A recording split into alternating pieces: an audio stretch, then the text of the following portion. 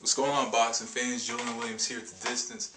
Got a post-fight video for you guys tonight. For pretty much I'm gonna do, if the Tommy Z fight's alright, I'm gonna do a post-fight for that one, but I don't really count on it.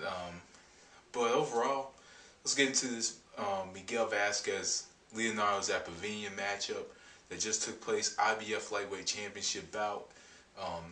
Overall, it was actually a very interesting matchup.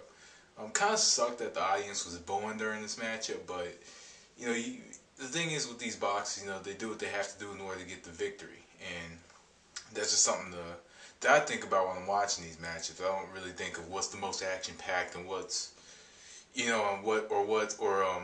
fighters exchanging, beating the shit out of each other. I really don't care. But to me, this was overall, it was a very good matchup. I scored the matchup about 117-111. I scored it that because Miguel Vazquez had pretty much dictated the matchup. He dictated everything in this match.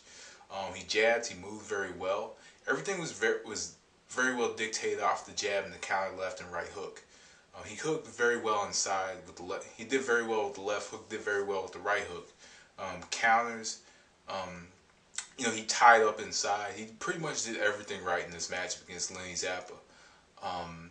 He moved quite well. He used the ring to the best of his ability in this matchup. And that's what you're supposed to do with a fighter that just comes straight forward. You use lateral movement and use the ring, and Miguel Vazquez used the ring very well in this match. So, there's really no need for me to break it all down round by round because it was just the overall Vazquez fight. I just had a Vazquez Jr. fight because he used the ring. He found, picked the spots quite well. If you look in the first half of the matchup, their punch output, total connects landed were just about the same. But the battle of the jabs, Vazquez won the battle of the jabs, and he was making Zappa work, and he was making him look quite amateur. And Zappa didn't have a way to adjust to Vazquez style. Vazquez was using he was just using the ring. He didn't. What I did like about him was he wasn't backing himself into the ropes.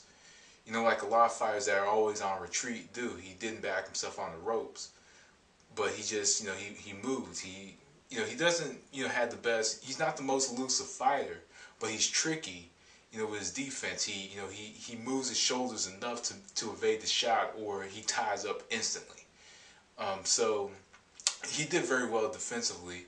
He did very well offensively.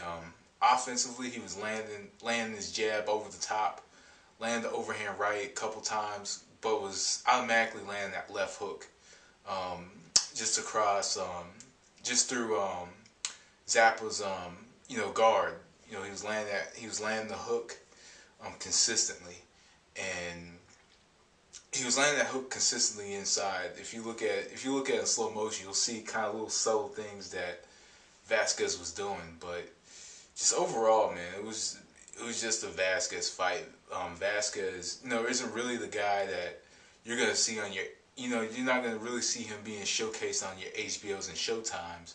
If Ross Greenberg, you definitely won't be on HBO if Ross Greenberg's the guy involved, the top guy making the fights happen. But I don't think he'll be on Showtime neither unless he's on the undercard. But I think that Vazquez, they should pretty much have him, consistently just fight good fighters and build him up to possibly fight either Brandon Rios or Humberto Soto in the future, and it would be a pretty good matchup for him. But anyway, I had 117-111 for Vazquez Jr.